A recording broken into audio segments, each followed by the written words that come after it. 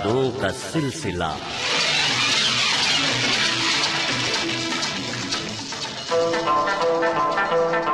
श्रोताओं नमस्कार। हमारी गीत संगीत की दुनिया बहुत समृद्ध है और इसे समृद्ध किया है गीतकारों ने, संगीतकारों ने। कई महान संगीतकार हुए, कुछ ने तो अकेले दम पर ही अपने हुनर का परचम लहरा दिया, तो वहीं कई ऐसे संगीतकार भी हैं जिन्होंने जोड़ी बना ली और अलग अलग नाम से जाने गए। बहुत सारे नाम हैं, लेकिन सफलतम जोड़ियों में से एक जोड़ी जिन्हें आप और हम एलपी के नाम से भी जानते हैं, जी हाँ, लक्ष्मीकांत प्यारेलाल।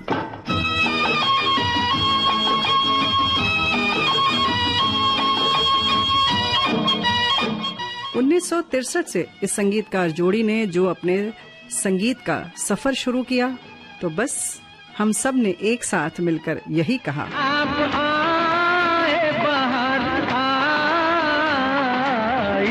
हो। दोस्तों, इतनी विविधता कि पूछिए मत। शास्त्रीय संगीत के साथ साथ पश्चिमी संगीत की रचना, लोक धुन और अर्धशास्त्रीय संगीत के लिए भी आप जाने जाते हैं।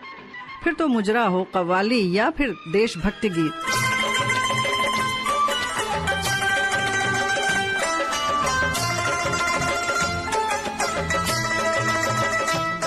हर विधा में लक्ष्मीकांत प्यारेलाल जी ने अपनी पहचान बनाई, प्रसिद्धि हासिल की और हम सब के दिलों पर राज किया।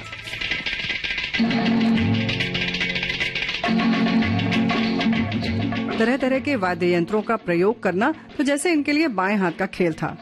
क्यों? ढपली वाले याद है ना?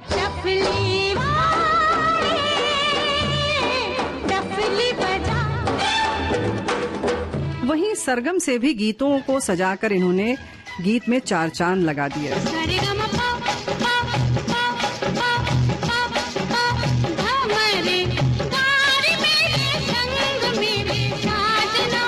लक्ष्मीकांत प्यारेलाल जी की बात हो तो कौन सा गीत याद किया जाए, किन किन गीतों पर चर्चा की जाए, बहुत मुश्किल है।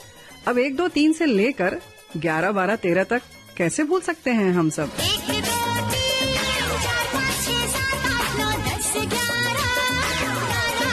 जी हाँ, ये लक्ष्मीकांत प्यारेलाल जी के संगीत का जादू ही कहा जाएगा, जिसके आगे सारे नजारे फीके पड़ जाते हैं, दिन में रात हो जाती है।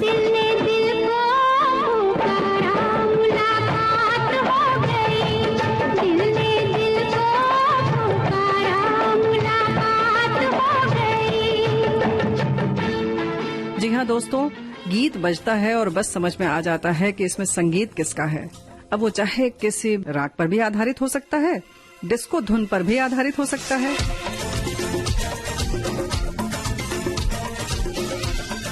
याद आ जाता है वो गाना सावन का महीना, लेकिन मिलन फिल्म के तो हर गीत सबकी जुबान पर चढ़ गए थे उस समय, और आज भी उतनी ही शिद्दत से हम उन सब गीतों को याद करते हैं।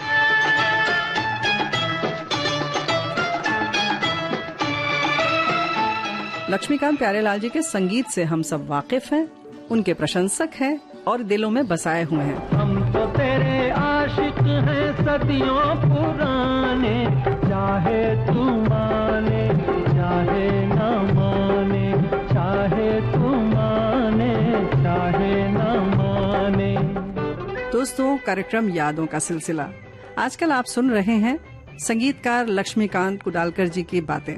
उनको क्या पसंद, वो क्या खाना पसंद करते थे, उनके घर में महफिलें कैसी सजती थीं, कहाँ घूमने जाते थे और कैसे तमाम जो धुनें हमें मिली वो सब कैसे बन जाते थे, ये सारी बातें बता रही हैं उनकी श्रीमती जी जया लक्ष्मीकांत जी और उनकी सुपुत्री राजेश्वरी लक्ष्मीकांत। आप सुन रहे हैं कार्यक्रम यादों का सिलसिला में।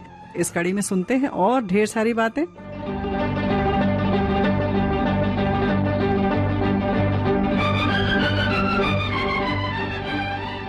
फिल्म फेयर अवार्ड के बाद सबसे ज्यादा नॉमिनेशन लक्ष्मीकांत प्यारेलाल जी के गीतों को ही मिला। बिल्कुल, वो हमेशा चाहते थे कि मुझे एक 8वां फिल्म फेयर अवार्ड मिले। अच्छा। लेकिन वो उनको दुर्भाग्यवश नहीं मिला। सात मिले थे, हाँ। लेकिन हमारी बाकी भी काफी फिल्में जिनका संगीत इतना लोकप्रिय हुआ जिसके लिए उनको फिल्म फेयर अवार्ड नहीं मिला, जिसमें उनको बहुत उम्मीद थी कि मिलेगा, जैसे तेजाब में उनको नॉमिनेशन। तेजाब एक दूजे के लिए में नॉमिनेशन था, उनको बॉबी में नहीं मिला। फिल्म फेयर अवार्ड, जिसके लिए उनको बहुत उम्मीद थी, हीरो में नहीं मिला। तो ये सारी हमारे लिए तो फिल्म फेयर अवार्ड से भी ज्यादा है। हाँ। और भी कोई ऐसा ख्वाब उनका उन्होंने कभी शेयर किया हो कि ये भी उनका मन है करने का? उनको ना ऐसे जहां भी बीच होगा ना, वो water overlooking the beach, overlooking the sea, उनको बहुत इच्छा थी कि मेरा एक ऐसा घर होना चाहिए जहां से पूरा दरिया दिखे। और उनको ऐसा हिल स्टेशन, वो सब चीजों का बहुत शौक था। हाँ, लेकिन गार्डन में शाम को बैठना अपने, हाँ, इतना मसरूफ रहते थे कि वो मतलब इतना सब कुछ कर ही नहीं पाते थे ना। हॉलिडे भी अगर साल में हम लोग एक लेते थे 15 दिन, तो वो कैसे मुश्किल से उसके लिए समय निकालते थे। ऐसा उनसे म्यूजिक बनता था, ये नहीं कि सोच रहा हूँ नहीं। एक बार किसी जर्नलिस्ट ने बख्शी अंकल को ये बात पूछी थी। बोले कि बख्शी जी, आप इतना लक्ष्मीकांत जी के साथ रोज का आपका संपर्क है, मतलब वो 9 to 1 होते ही थे हमारे यहाँ, तकरीबन रोज। तो ये कैसे, ये धुनें कैसी बनती है? क्या उनके ब्रेन में क्या कोई छोटा सा ट्रांसमीटर या कुछ एक मशीन है? तो बख्शी अंकल ने उनको जवाब दिया कि कभी कभी मुझे भी ऐसा ही लगता है कि लक्ष्मी के ब्रेन में शायद कोई छोटा सा मशीन है। मतलब इतना स्विफ्ट होता था उनका काम कि बस सा और प, जो हमारे दो सुरें हैं, उन पे उन्होंने हाथ रख दिया और बस वो कुछ एक ट्रांस में चले जाते थे। अच्छा। और बस ऐसा ही था। मतलब उसके पीछे कोई एक मैकेनिकल एक्सप्लेनेशन में नहीं दे सकती कि नहीं ऐसा होता था, ये सुर वो सुर, ऐसा कुछ भी नहीं। या उसके लिए चाय चाहिए, हाँ, या कुछ चाय चाहिए, या कुछ नहीं। तो कभी ऐसा नहीं हुआ कि कोई धुन बना रहे हो और आप पापा के पास चली जाएं या भैया चला जाए, तो कभी वो डिस्ट्रैक्ट हो जाए? नहीं, ऐसा कभी बोलते थे कि मैंने ये बहुत अच्छा गाना बनाया बेटा, आके सुनना जरा। और या तो फिर जब भी कोई सिंगर आते थे हमारे यहाँ रिहर्सल करने, जैसे मोहम्मद अजीज आ गए या अलका जी आ गई या अनुराधा जी आ गई, तो कहते थे कि मैं उनको रिहर्स कराऊंगा गाना, तभी आके सुनना कि कैसा लग रहा है गीत। तो एक बार रेणु जी वो जरा इसे नर्वस हुए थे, एक ही बार। हाँ। तो गाना था राजू ओ डैडी, जो मैं गाने वाली थी, जो इसने बचपन। तो उनको मालूम था मेरी बेटी गा रही है, और मैं बहुत छोटी थी, 7 साल की थी। हाँ। तो उसको शाम को रिहर्सल करवाई और बोला कि बेटा देख तेरे को ये गाना है, ठीक है? तो बोले हाँ डैडी। उसने पकड़ लिया, वो भी जरा होशियार थी पकड़ने में गाना। हाँ, तो कल हम लोग रिकॉर्डिंग करेंगे, ठीक है? पहली रिकॉर्डिंग थी इनकी। हाँ, दूसरे अगले दिन ही सिखाया जी। फिर सुबह वापस उसको म्यूजिक रूम में बुलाया कि ठहर, मैंने जरा चेंज किया। अच्छा। अभी मैं बोली बच्चे के साथ भी आप दोनों के साथ खेल रहे हो। तो बेचारी तो भी वो गई और किया। उस दिन उन्होंने बिंदु जी को फोन किया कि बिंदु जी आज मेरी बेटी गा रही है, मैं नर्वस हूँ, आप आ जाइए। ओह, क्या बात। बहुत छोटी भी थी तो नेचुरली किसी भी एज अ फादर। हाँ, मतलब बाकी भारत सुब्रमण्यम जी के साथ गाई थी ना वो गाना। ये गीत था ना, राजू ओ डैडी मम्मी से तुम मेरी सुलह करा दो, एक पप्पी से सारा झगड़ा मिटा दो, प्यार मैं तुम्हें दिन रात करूंगा। ये उनका पार्ट था। फिर मेरा था, अच्छा मैं मम्मी से बात करूंगा। अच्छा राजू ओ डैडी है, राजू है डैडी, मम्मी से तुम मेरी सुलह करा दो, एक पप्पी से सारा झगड़ा मिटा दो, प्यार मैं तुम्हें दिन रात करूंगा, प्यार मैं तुम्हें दिन रात करूंगा। अच्छा मैं मम्मी से बात करूंगा, अच्छा मैं मम्मी से बात करूंगा। है राजू है डैडी, राजू ओ डैडी।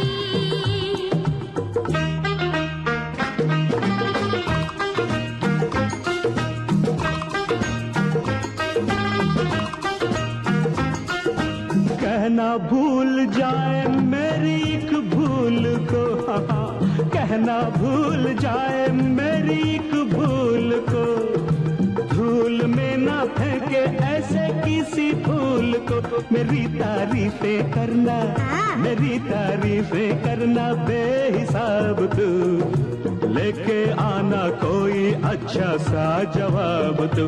अरे मैं तुमसे कल मुलाकात करूंगा,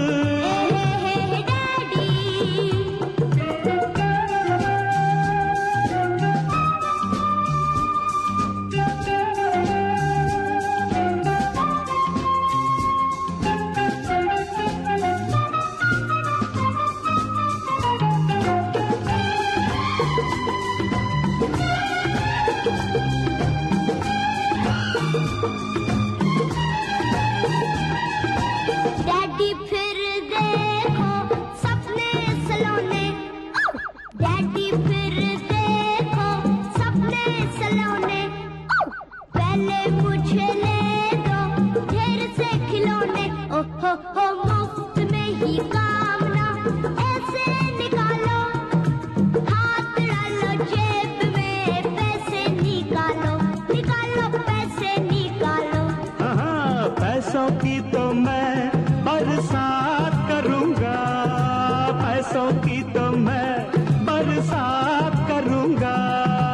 अच्छा मैं मम्मी से बात करूंगा, अच्छा मैं मम्मी से बात करूंगा।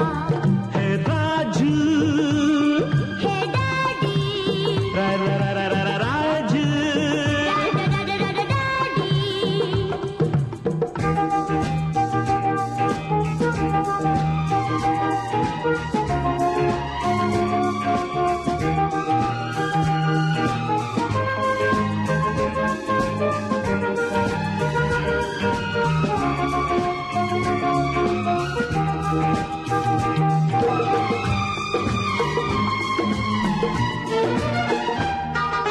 मम्मी मुझको मारेगी, आखिर तुमसे हारेगी। हाँ, मम्मी मुझको मारेगी। आखिर तुमसे हारेगी। डैडी माफी मांगोगे, मुझको छत पर टांगोगे। जुर्माना भरना होगा, एक वादा करना होगा। जुर्माना भरना होगा, एक वादा करना होगा। मम्मी को मनाओगे, फिर ना उसे सताओगे। मुझको सब मंजूर है, फिर दिल्ली क्या दूर है, मुझको सब मंजूर है। फिर दिल्ली क्या दूर है। हमें अकेला छोड़ा तो तुमने वादा तोड़ा, तो कट्टी मैं तुम्हारे साथ करूंगा, कट्टी मैं तुम्हारे साथ करूंगा। Hey Raju, hey daddy, Raju, daddy, Raju, daddy, Raju, Raju, daddy, daddy, Raju, daddy, Raju, Raju, daddy, daddy. Raju, Raju, Raju. तो उनकी एक दूसरी खासियत क्या थी, वो हर गीत में तीनों अंतरे अलग। आप एलपी के गाने सुनिए तो हर गीत के तीनों अंतरे अलग। तो मेरे गीत में भी यही हाल था। अरे बाप रे, लेकिन अब मैंने पिकअप कर लिया था और मेरे दिमाग में एक गाना बैठा हुआ था कि नहीं मुझे ऐसे गा के ऐसे जाके ऐसे गाना है। और बाल सुब्रमण्यम जी भी बहुत फ्रेंडली थे, उनको भी पता था कि छोटी बच्ची है मेरे साथ गा रही है। तो उन्होंने पहले ही मेरे साथ अच्छी फ्रेंडशिप कर ली और बोला मैं ऐसा गाऊंगा, आप बेटा ऐसा गाना। मगर इन्होंने फिर अंतरे की धुनें बदल दी। अरे बाप रे। एनीवे वो हो गया। तो मेरी मौसी भी आई थी रिकॉर्डिंग में, बिंदु जी वो भी आई थी, मगर वो सपोर्ट करने के हाँ लिए। एज अ फादर उनको जो उनको सपोर्ट करने के लिए, इसको नहीं। हाँ वही मतलब फादर को, सपोर्ट करने मतलब लक्ष्मी जिन्होंने जी को। इतने गाने बना डाले, उनको अपनी बेटी के लिए थोड़ा सा हाँ बिल्कुल डर लग रहा क्योंकि था। लक्ष्मी जी को बहुत था बिंदु जी के लिए। जी, तो वो इंसिडेंट्स तो बोली नहीं रेणु जी का, वो मैगजीन में आया था वो कि हु इज योर। हाँ, तो उनको मेरी मासी के लिए मतलब इतना रिस्पेक्ट, इतना लव, इतना रिगार्ड है कि एक बार एक जर्नलिस्ट उनके पास गया और जर्नलिस्ट ने उनसे कहा कि कल वुमेन्स डे है, जी, मैं चाहता हूं कि आप वुमेन्स डे के लिए इंटरव्यू दें। तो जाहिर है कि कोई भी शख्स होगा वो अपने मदर के लिए ही बोलेगा, या अगर वाइफ वुमेन्स के लिए ही डे बोलेगा। तो उन्होंने इंटरव्यू दिया। फिर वो नीचे आए और फिर उन्होंने मुझसे कहा कि आज मैंने इंटरव्यू दिया है वुमेन्स डे पे। तो मैंने कहा अच्छा, कि तू गैस कर सकती है कि मैं किसके लिए बोला हूं आज वुमेन्स डे में? तो मैंने कहा आपने दादी के लिए बोला होगा, क्योंकि मेरी दादी ने भी जब वो छोटे थे बहुत संघर्ष किया था। जी। तो बोले नहीं मैं तेरी दादी के लिए नहीं बोला। तो मैंने कहा आप फिर मेरी मम्मी के लिए बोले? बोले नहीं मैं तेरी माँ के लिए भी नहीं बोला। तो मैंने कहा किसके लिए? तो बोले मैं आज बिंदु जी के लिए बोला हूँ, क्योंकि मेरी मौसी जो है उन्होंने भी बहुत संघर्ष किया। अच्छा। क्योंकि जब मेरे ग्रैंडफादर ऑफ हो गए तो बिंदु जी मात्र 13 या 14 साल की थी और उन्होंने फिर परिवार की जिम्मेदारी कैसे उठाई। तो वो पूरा संघर्ष उन्होंने अपने वुमेन्स डे के, तो it was such a good gesture on his part. नहीं तो कौन याद रखता है ये सब बात? वो आज ऐसी मतलब सिचुएशन है हमारे के, बिंदु जी के सामने अगर कोई लक्ष्मीकांत जी बोल दे कि उसके आंखों में आंसू चले, वो रोती है, भावुक हो जाती है। हाँ बिल्कुल। हालांकि इस बात से और अभी तक की जितनी भी बात है, लक्ष्मीकांत जी और पूरी इंडस्ट्री जानती है कि सहृदय व्यक्ति थे। बहुत अच्छे, बिल्कुल। मतलब और उनके बारे में क्या कहना चाहेंगे आप? वो मतलब बिल्कुल सादगी थी उनमें। जिस दिन वो इतने बिजी नहीं होंगे तो शाम को हमारा एक गेट था जो मेन रोड को ओवरलुक करता था जी। वो गेट के बाहर बिल्कुल खड़े हो जाएंगे और उनको कितने फैन, बाकायदा एक टूरिस्ट बस आती थी जी। उनको मिलने के लिए। तो वो टूरिस्ट बस से सारे टूरिस्ट उतरेंगे, उनके साथ तस्वीरें लेंगे, सबको मिलते थे। वो इतने मिलनसार, फैन। इतने मतलब हम्बल, ह्यूमिलिटी तो उनमें इतनी थी, कूट कूट के भरी थी बिल्कुल। क्योंकि वो टूरिस्ट आते ना घूमने हाँ, पूरा, जी, जी। तो उन लोग का क्रेज था कि ये जी। जूस स्कीम में आर्टिस्ट लोग का भी। तो हमारा उन पारस दिनों मणि में भी- तो हम लोग ही थे, धर्मेंद्र जी, अमिताभ बिल्कुल। जी, शत्रुघ्न सिन्हा। हमारा पारसमणि भी एक टूरिस्ट अट्रैक्शन जैसा बना हुआ था। लक्ष्मीकांत प्यारेलाल की आपस में जो ट्यूनिंग थी वो तो मेरे ख्याल से रेणु जी। हाँ, जैसे अभी मैंने बीच में कविता जी का एक इंटरव्यू देखा टीवी पे, तो कविता जी उसमें बता रही थी कि जब खुदा गवाह का जो टाइटल सॉन्ग जब रिकॉर्ड हो रहा था तो महबूब स्टूडियो में डैडी उनको रिहर्सल करवा रहे थे कविता जी को, तू मुझे कबूल मैं तुझे कबूल। तो रिहर्सल करते करते उन्होंने कविता जी से कहा कि कविता जी मुझे लगता है कि इस गीत में एक आलाप होना चाहिए। तो उन्होंने कविता जी से कहा कि मैं जाके प्यारे जी को कहता हूं कि इसमें एक आलाप होना चाहिए।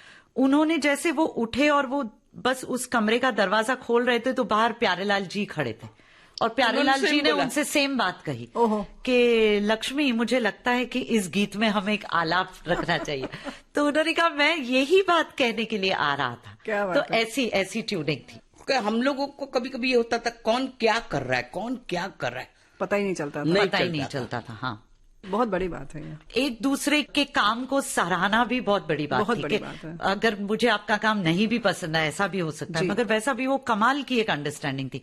मैं तो हमेशा कहती हूँ कि दोनों की जोड़ी ऊपर वाले ने ही बना के भेजी बिल्कुल थी। सही बात और आपको एक और बात बताऊंगी, दोनों का ब्लड ग्रुप भी सेम सेम है। अच्छा। हाँ, दोनों बी पॉजिटिव है। ओहो हो, हाँ, क्या बात है। पता नहीं क्या था जो जब छोटे थे और जब वो दोनों मिले तो मुझे लगता है डैडी कुछ 13 साल के थे और प्यारे अंकल कुछ 11 साल के थे। तो वो दोनों की बहुत अच्छी ट्यूनिंग हुई। वो दोनों पहले क्रिकेट खेलते थे, फिर एज म्यूजिशियंस उन्होंने काफी म्यूजिक डायरेक्टर्स के साथ काम किया। तो फिर ये डैडी की आइडिया थी, उन्होंने प्यारे अंकल से कहा कि क्यों ना हम दोनों भी म्यूजिक डायरेक्टर बने। तो प्यारे अंकल ने कहा कि नहीं, मैं तो वियना जाके सिम्फनी ऑर्केस्ट्रा कंडक्ट और कंपोज करना चाहता हूं। तो थोड़े दिन के लिए ये चुप हो गए, उन्होंने कुछ कहा नहीं, बोले अभी चलो प्यारे का मन है कि वहां जाके सिम्फनी।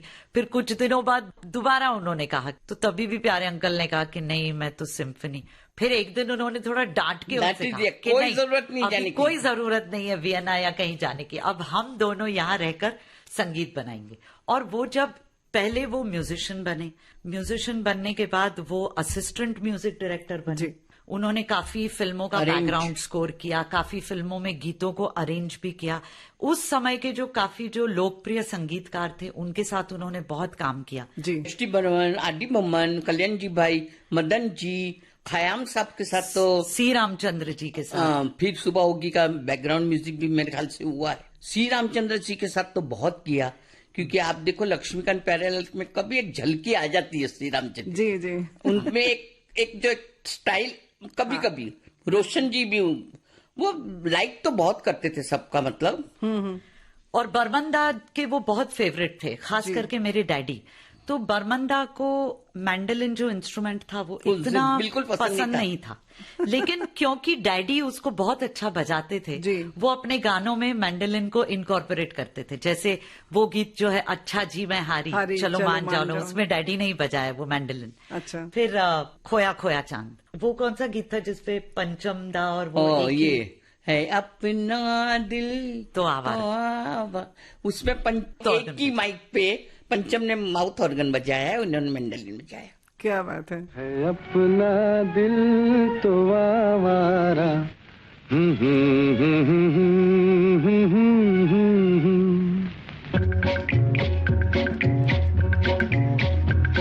है अपना दिल तो आवारा, न जाने किस पे आएगा। है अपना दिल तो आवारा, न जाने किस पे आएगा।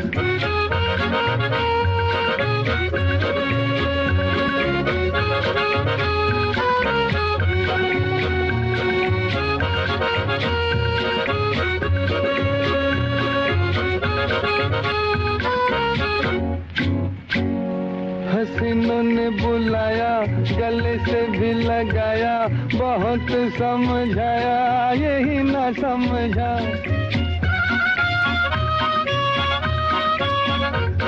हसीनों ने बुलाया गले से भी लगाया, बहुत समझाया यही न समझा। बहुत भोला है बेचारा, न जाने किस पे आएगा, है अपना दिल तो आवारा, न जाने किस पे आएगा।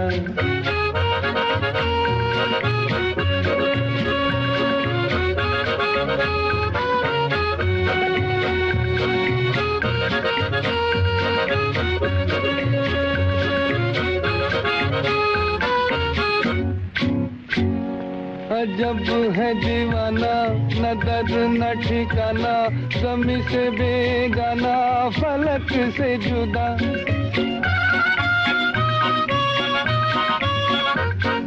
जब है दीवाना न दर्द न ठिकाना, ज़मीं से बेगाना फलक से जुदा।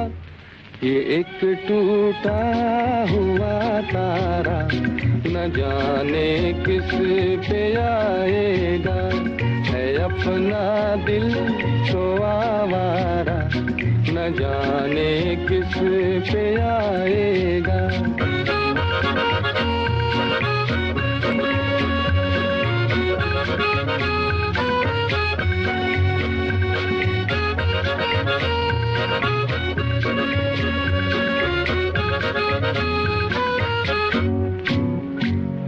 जमाना देखा सारा है सबका सहारा, ये दिल ही हमारा हुआ ना किसी का।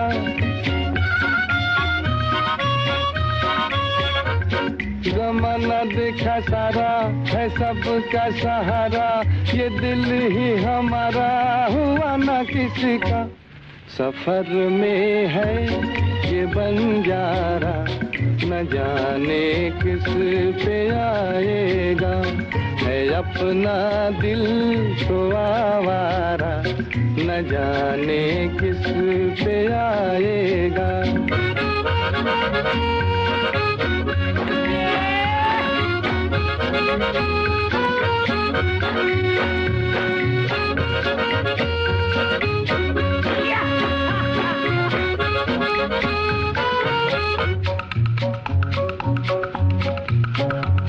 हुआ जो कभी राजी तो मिला नहीं काजी, जहाँ पे लगी बाजी वहीं पे हारा।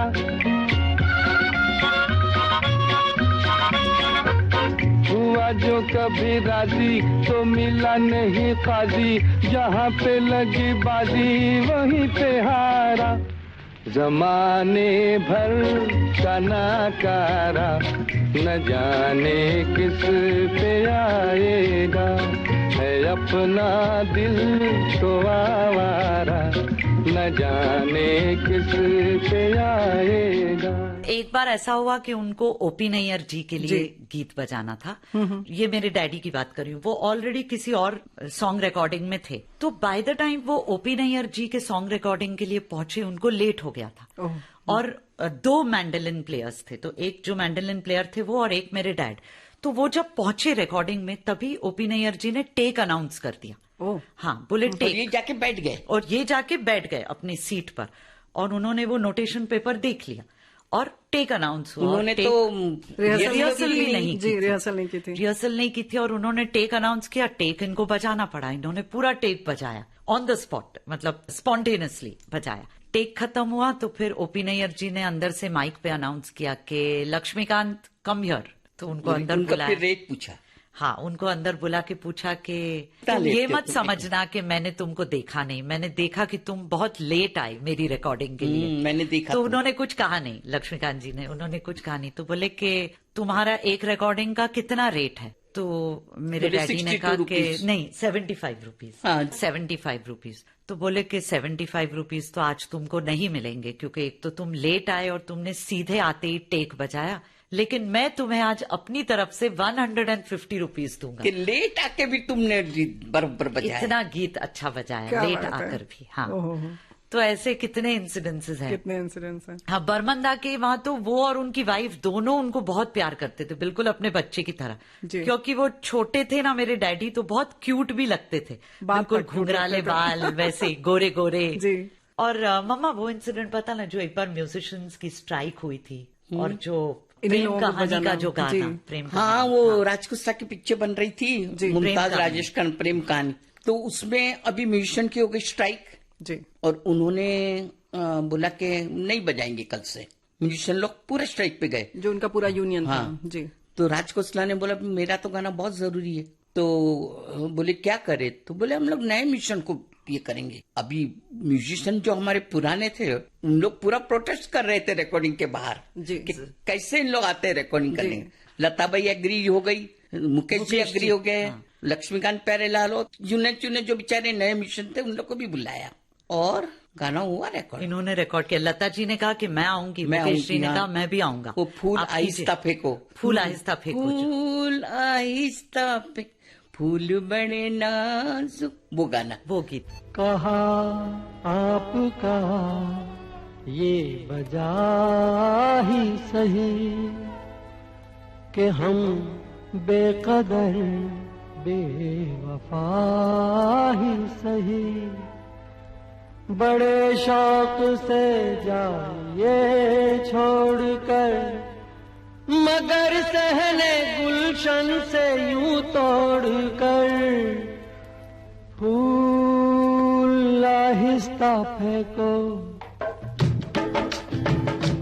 फूल आहिस्ता फेंको, फूल बड़े नाजुक होते हैं, फूल आहिस्ता फेंको, फूल बड़े नाजुक होते हैं, वैसे भी तो ये बदकिस्मत नोक पे कांटों की सोते हैं, फूल आहिस्ता आहिस्ता फेंको, फूल बड़े नाजुक होते हैं, फूल आहिस्ता फेंको।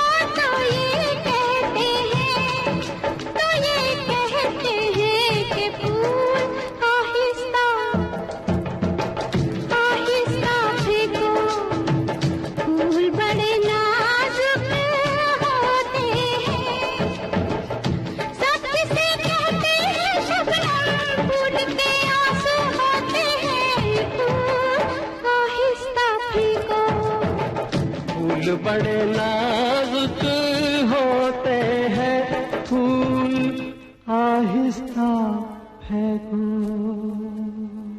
गाना हुआ तो उसके बाद मेरे घर के मेरे सर्वेंट, मेरे फादर इन लो सब, मैं बोले तुम लोग नहीं, साहब को कोई कुछ मारा तो, क्योंकि वो म्यूजिशियन, हमारे म्यूजिशियन थोड़ी ऐसा करेंगे। हाँ। तो बेचारे अभी क्या करें, उनको लगा कि अगर ये मेन लोग ही हमारे बिना गाना कर रहे तो आगे क्या होगा, क्या होगा। तो उन हालातों में भी उन्होंने गीत रिकॉर्ड किया। और दूसरे जो संगीतकार थे उस समय पर, उन्होंने लक्ष्मीकांत जी प्यारेलाल जी को बोला कि आप लोग आगे बढ़िए, फिर हम आएंगे पीछे, आप लोग पहले लीड करिए। एक आप लोग मगर lead ये कीजिए। चला नहीं ज्यादा दिन, क्योंकि आफ्टर ऑल म्यूजिशियन भी तो हमारे ही चाहिए हाँ। रोज के फैमिली मेंबर थे ना और हमारे। फिर लक्ष्मीकांत जी का ऐसा स्वभाव, किसी को छोड़ नहीं सकते किसी थे, को, हाँ बिल्कुल बिल्कुल, सबको लेकर चलते थे। हाँ। अगर बात करें तो उनको खाने में क्या पसंद था? माँ क्या हुआ? बहुत सताते थे, ऐसा वही चीज पे सताते बाकी। हाँ, थाली भरी हुई चाहिए, मगर खाते थे चूहे जैसा। अच्छा, वैरायटी और चिकन ये वो, और मेरे हाथ का पाया। मगर ऐसा है ना, अगर पाया मैं बनाऊंगी तो ज्यादा से ज्यादा मैं बनाऊंगी मेरी फैमिली के लिए, 8 लोगों के जी। लिए, समझ गए ना। तो रिकॉर्डिंग में जो भी रात को आ जाइए, मेरी वाइफ पाया बना रही है। अच्छा। अभी जो 8 जन के पाए में जी। मैं 20 लोगों को कहाँ से खिलाऊं? कहाँ से खिलाऊं? तो फिर क्या करती थी आप? मैनेज करते थे हम लोग। करते थे ना? रेनू जी, ये तो बहुत डिफिकल्ट। अगर कल मेरे यहाँ 100 आदमी की पार्टी जी। तो मैं बोलती थी कि 100 लोगों की पार्टी, हाँ ठीक है, मैं किसी को बुलाने वाला भी नहीं हूँ।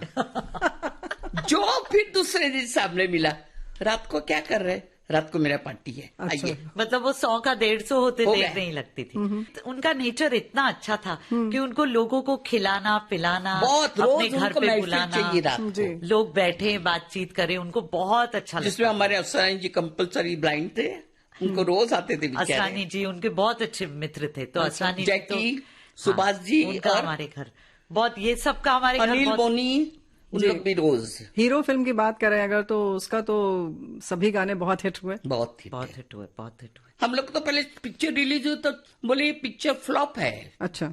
4 हफ्ता, क्योंकि नया हीरो, नई हीरोइन, और लक्ष्मीकांत जी, प्यारेलाल जी ने वो फ्लूट पीस जो था इन लोगों का, Superb। वो तो रिपीट वैल्यू थी पिक्चर की।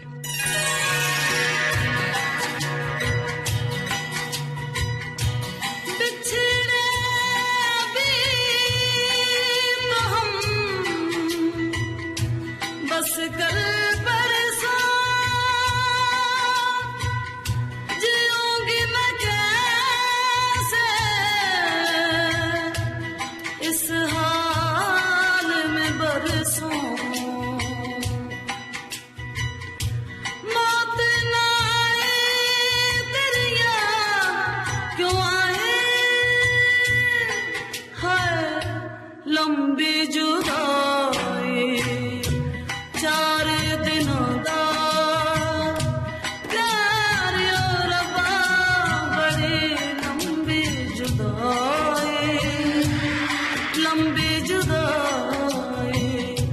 होठों पे आए मेरी जान दुहाई,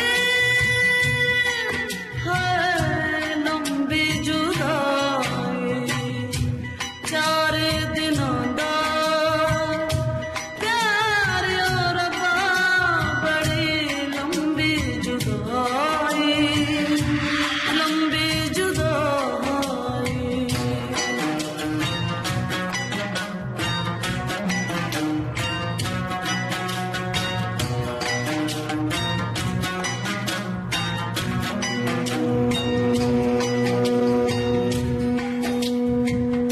एक तो सजन मेरे पास नहीं रे, दूजे मिलन दी कोई आस नहीं रे, दूजे मिलन दी कोई आस नहीं रे।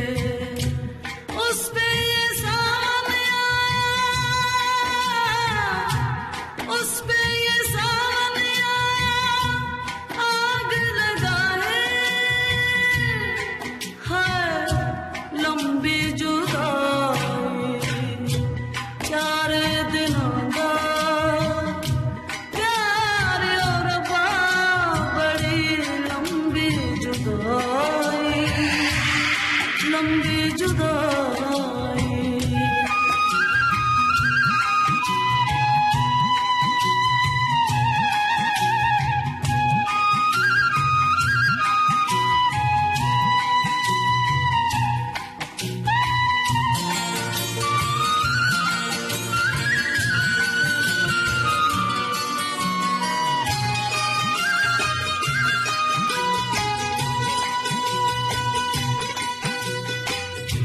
टूटे ज़माने तेरे हाथ निगोरे, हाथ निगोरे, जिनसे दिलों के तूने शीशे तोड़े, शीशे तोड़े। हिजरी की ऊंची, हिजरी की ऊंची दीवार बनाए, है लंबी जुदाई 4 दिनों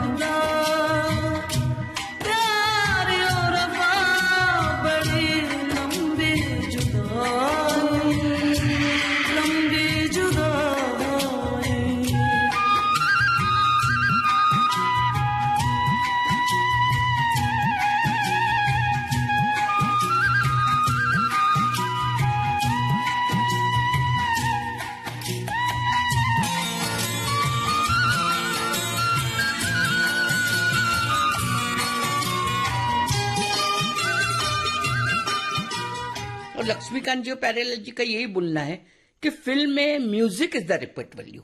जी आप देखो रिपीट में हम एक्शन वैक्शन हो तो लेडीज लोग हट जाएगी कि हम एक्शन ये वो ज्यादा नहीं, एक बार पिक्चर देख ली तो नहीं देखेंगे जी। मगर म्यूजिक जो होता है हिट वो तो रिपीट वैल्यू होती है रहने बिल्कुल, की। उसके लिए बच्चे बार बार, और हाँ, हाँ अभी बार मैं लोग खुद जा- तो मैरिड भी नहीं थी, मैंने दोस्ती कम से कम 10 बार देखी। जी जैसे मम्मी कहती है, मैं तो शायद तभी पैदा नहीं हुई थी कि जब हाथी मेरे साथी फिल्म हाँ, लगी थी। लिटरली रेणु जी हमारे यहाँ लोगों के लक्ष्मीकांत जी मार्केट में एक कसट अवेलेबल नहीं, एक कसट दे दीजिए। मीनू मुमताज महबूब जी की बहन, हाँ, हाँ। वो एक दिन शाम को, लक्ष्मी भाई मुझे एक कैसेट दे दीजिए, मेरा बच्चा खाना नहीं खा रहा है। अच्छा उस फिल्म की इतना उस गाने फिल्म का के लिए। क्रेज था, गानों का, ओहो हाथी मेरे साथी का। कमाल था, उनको क्रेजी इतना था। अभी ये गाना सरगम का डफली वाले डफली बजा लिटरली बोलते हैं कि वो गाने में इतनी कॉइन पड़ती थी पर्दे पे, और जयप्रदा बता रही थी कि वो गाना पिक्चर में से निकालने वाले थे। उनके लास्ट शेड्यूल में उन्होंने कहा एक इंटरव्यू में कि कश्मीर में हमने लास्ट के 3-4 दिनों में वो गीत पिक्चराइज किया, और फिर डायरेक्टर सोच रहे थे ये गाना रखूं फिल्म में, नहीं रखूं। इतना पैसा पड़ा है कि लिटरली 1-1 लाख रुपया कलेक्ट होता था जी थिएटर्स में उस क्योंकि गीत लोग में। एक्साइटेड हो जाते थे, उनको लोग लगता था excited कि हो जाते थे। एक तो गीत बहुत जबरदस्त, फिर उन्हें लगता था जयाप्रदा बोलने लगी है।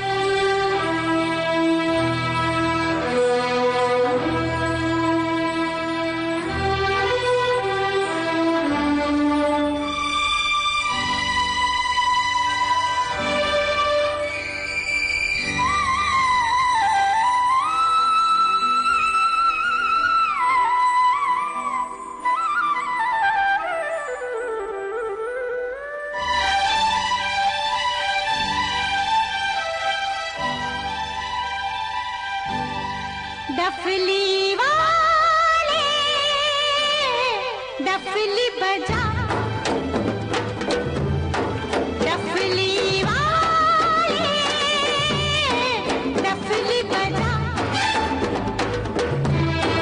मेरे घुंघरू बुलाते हैं हाँ, मैं नाचूं तू नचा।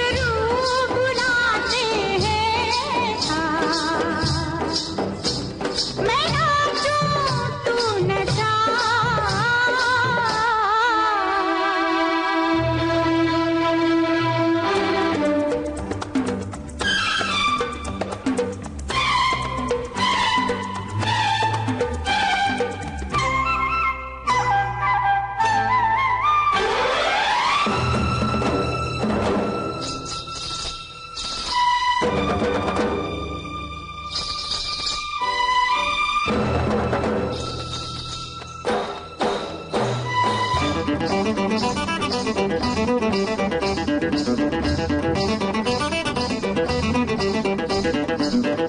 छम छम से मेरी डम डम से क्या रंग जाने लगा है। आँखों के रस्ते तू हंसते हंसते दिल में समाने लगा है। हाय हाय हाय। तेरी छम छम से मेरी डम डम से क्या रंग जाने लगा है। आँखों के रस्ते तू हंसते हंसते दिल में समाने लगा है। उन्हें भी दिखाओ,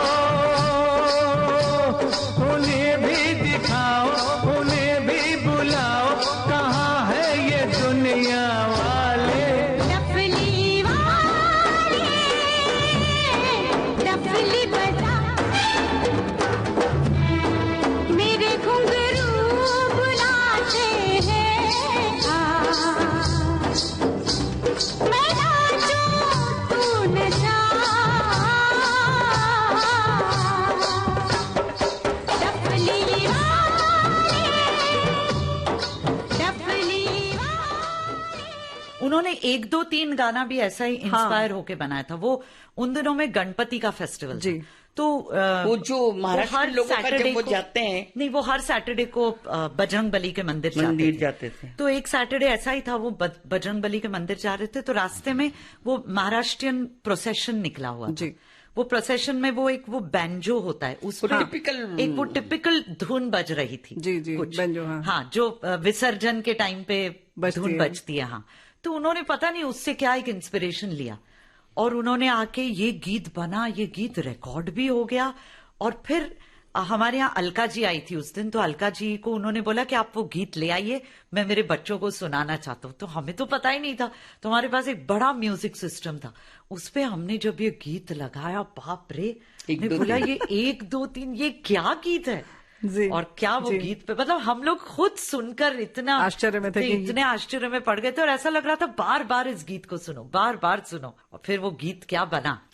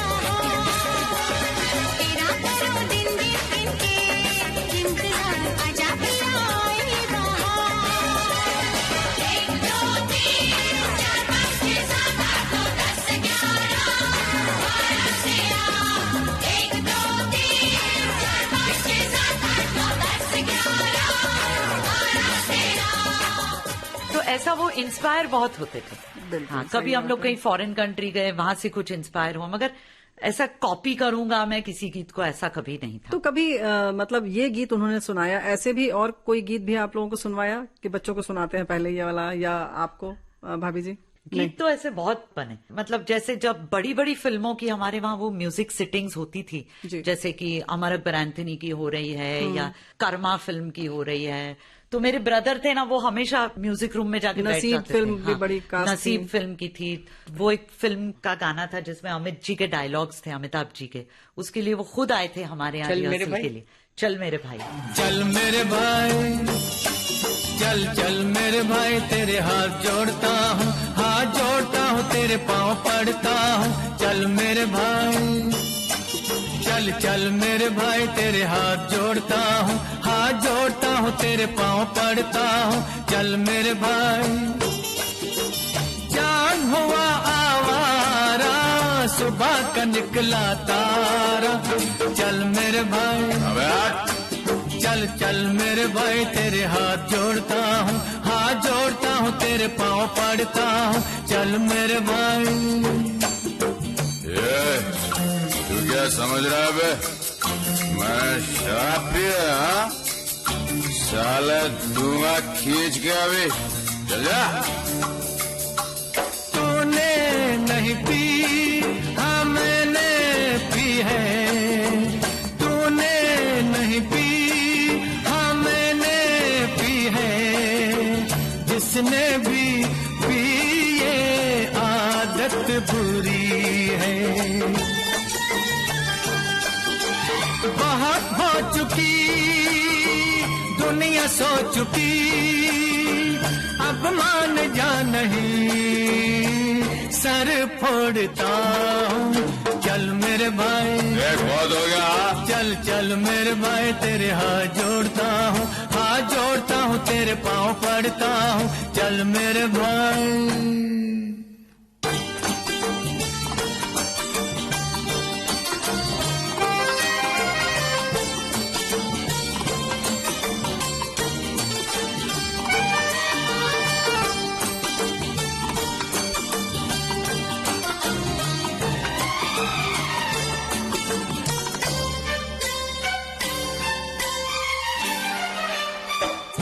मुझको यारो माफ करना, मैं नशे में हूँ। क्या मैं नशे में हूँ?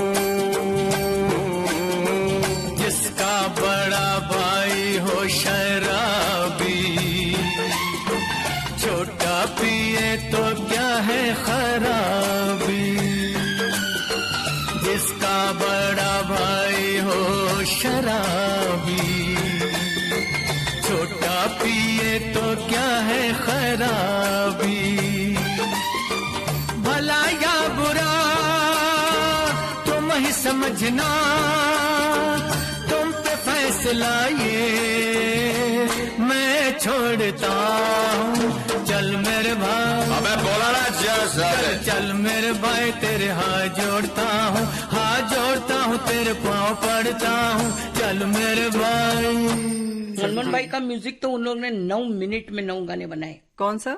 अमर अकबर एंथनी। अमर अकबर एंथनी के गीत बहुत जल्दी बने। अच्छा। मुझे लगता है हाँ, 1 या 2 म्यूजिक सिटिंग में सारे गीत बन गए थे। और अमर अकबर एंथनी में तो उनको फिल्म फेयर अवार्ड भी मिला। जी हाँ। अगर हम बात करें कि लक्ष्मीकांत प्यारेलाल जी के अलावा जया जी, आपको और किसी और का संगीत और कोई गीत याद आए तो कौन सा गीत आप याद करेंगे? जी, काफी हम लोगों को पसंद है। डैडी रोशन साहब के बहुत फैन थे, शंकर जयकिशन के तो थे ही, को रोशन जी के गीत भी बहुत पसंद थे। बहुत गीत उन्होंने उनसे भी इंस्पायर होकर बनाए थे। हाँ, चुटके बुल्ले, वो ख़याम साहब का गाना तो बहुत अच्छा है। डैडी को भी बहुत पसंद थे उनके। ख़याम साहब इतने अच्छे कंपोजर हैं। वो एक गीत उनका बहुत अच्छा है, सिमटी हुई ये घड़ियां फिर से ना बिखर जाए, फिर से ना बिखर जाए, इस रात में जी ले हम, इस रात में मर जाए,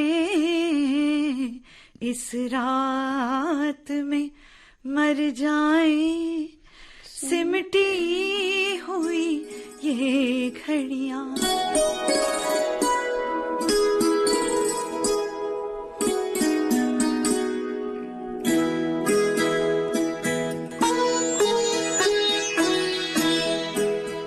सिमटी हुई ये घड़ियां फिर से न बिखर जाए, फिर से न बिखर जाए, इस रात में जी ले हम, इस रात में मर जाए, इस रात में मर जाए, सिमटी हुई ये घड़ियां।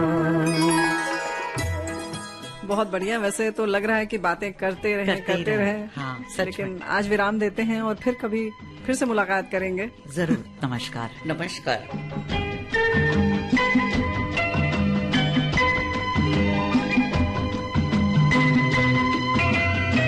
श्रोताओ, संगीतकार जोड़ी लक्ष्मीकांत प्यारेलाल के स्वर्गीय लक्ष्मीकांत कुडालकर की यादें हमसे साझा कर रही थीं श्रीमती जया लक्ष्मीकांत एवं उनकी पुत्री राजेश्वरी लक्ष्मीकांत। आपसे बातचीत कर रही थी रेणु चतुर्वेदी। इस बातचीत की ये थी चौथी और अंतिम कड़ी। तकनीकी सहयोग विनायक तड़वलकर, प्रस्तुति सहयोग आकांक्षा सिंह। विविध भारती की ओर से इस कार्यक्रम के प्रस्तुतकर्ता जुबैर खान।